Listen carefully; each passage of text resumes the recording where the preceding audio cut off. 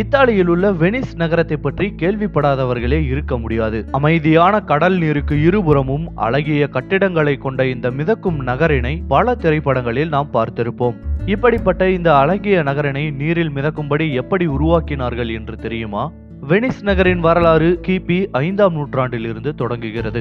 இத்தாலியின் தெற்கு ரோமானிய பேரரசின் வீழ்ச்சிக்கு பின்னர் ஏராளமான படையெடுப்புகள் நிகழ்ந்ததால் உயிருக்கு பயந்த மக்கள் நாட்டை விட்டு வெளியேற தொடங்கினர். அவர்கள் அருகில் இருந்த டார்சிலோ, லெஸ்லோ போன்ற தீவுகளில் தஞ்சம் புகுந்து அங்கேயே வாழ பழகி கொண்டனர். ஆனால் சில ஆண்டுகளிலேயே கடல் நீர் மட்டம் உயர ஆரம்பித்ததால் அந்த தீவுகள் 100க்கும் மேற்பட்டவைகளாக பிரிய ஆரம்பித்தன. தீவுகளின் நிலப்பரப்பும் சுருங்க தொடங்கியது. எனவே நிலத்தை விரிவுபடுத்தி வாழ்வதற்கு தகுந்த இடமாக மாற்றும் முயற்சியில் களம் இறங்கினர். இதற்காக அருகில் இருந்த மரங்களை வெட்டி இடைவெளி இல்லாமல் கடலில் புதைத்து மரத்தினாலான அஸ்திவாரத்தை அமைத்தனர். இதனால் தீவுகளுக்கு இடைப்பட்ட நீர்ப்பரப்பு உறுதியான மரத்தரையாக மாறியது. மேலும் மணல் பரப்பின் மீது மரக்கட்டைகளை அடுக்கி தனித்தனியே பிரிந்த தீவுகளை ஒன்றிணைத்து ஒரே பகுதியாக மாற்றினர். இதுவே வெனிஸ் நகரின் அஸ்திவாரமாக மாறியது. அதன் மீது மீண்டும் மரங்களை அடுக்கி அவரவர் தேவைக்கு ஏற்ப கடலுக்குள்ளேயே வீடுகளை கட்டமைத்துக் கொண்டனர். குறுகிய காலத்திற்குள்ளாகவே பலவிதமான வீடுகள் கட்டப்பட்டன. கட்டுமான பொருட்கள் அருகில் இருந்த நகரங்களில் இருந்து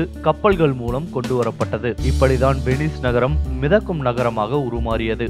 பல அடுக்குமாடி கட்டிடங்கள் மர அஸ்திவாரத்தை மட்டுமே நம்பி கட்டப்பட்டிருந்தாலும் கூட அவை உறுதியுடனே இருக்கின்றன. குறிப்பாக வெனிஸ் நகரத்தில் பிரம்மாண்டமாக நிற்கும் சாண்டா மரியா டெல்லா சல்யூட் தேவாலயம் இம்மாதிரியான கட்டமைப்பில் தான் கட்டப்பட்டுள்ளது. பறந்து விரிந்திருக்கும் இந்த பிரம்மாண்ட தேவாலயத்தை கட்ட 1 கோடிக்கும் அதிகமான மரக்கட்டைகள் தேவைப்பட்டதால் அருகில் இருந்த ஸ்லோவேனியா, குரோஷியா மற்றும் மாண்டினாரோ போன்ற காடுகளில் உள்ள மரங்களை பயன்படுத்தி வலுவான அஸ்திவாரத்தை அமைத்துள்ளனர். இந்த தேவாலயம் உலகின் பிரபலமான சுற்றுலா தலங்களில் ஒன்றாகவும் திகழ்கிறது.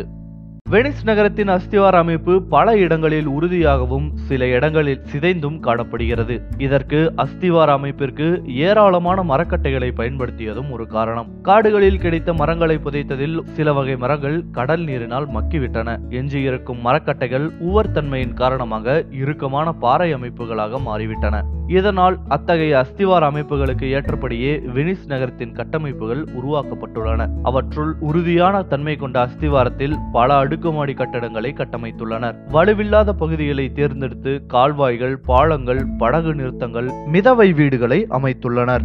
இப்படி கடலுக்குள் ஆச்சரியப்பட வைக்கும் வண்ணம் திட்டமிட்டு கட்டப்பட்டுள்ள வெனிஸ் நகரையும் அக்வா அல்டா எனப்படும் இயற்கை சீற்றம் அடிக்கடி அச்சுறுத்தி வருகிறது. அக்வா அல்டா என்பது கடல் நீர்மட்ட உயர்வை குறிக்கும். சில நேரங்களில் கடல் நீர்மட்டம் திடீரென உயர்ந்து விடுவதால் வெனிஸ் நகர வீடுகளை கடல் வெள்ளம் சூழ்ந்து விடுகிறது. இது போன்ற சமயங்களில் வெனிஸ் நகர மக்கள் மேல்தளங்களுக்கு இடம்பெயர்ந்து கொள்கின்றனர். வெனிஸ் நகரை அடிக்கடி பயமுறுத்தும் கடல் நீர் மட்ட உயர்வை தடுக்க தற்போது புதிய தொழில்நுட்பங்களை பயன்படுத்தியுள்ளனர்.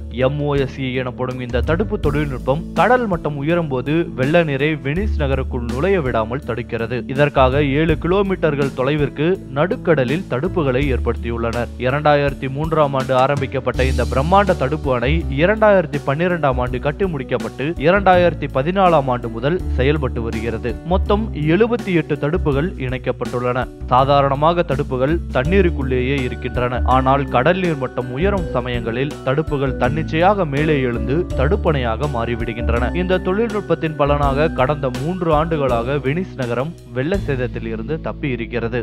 இவ்வாறாக ஆர்ப்பரிக்கும் கடல் அலைகளை அமைதிப்படுத்தி ஆழ்கடலில் அசைந்தாடும் கடல் நீருக்கு ஈடு கொடுத்து கம்பீரமான கட்டிடங்களுடன் எழுந்து நிற்கின்றது ஆச்சரிய பின்னணி கொண்ட இந்த அழகிய வெனிஸ் நகரம். இந்த வீடியோ உங்களுக்கு பிடிச்சிருந்தா லைக், கமெண்ட் அண்ட் ஷேர் பண்ணுங்க. மறக்காம கோலிவுட் டாக் சேனலுக்கு சப்ஸ்கிரைப் பண்ணுங்க.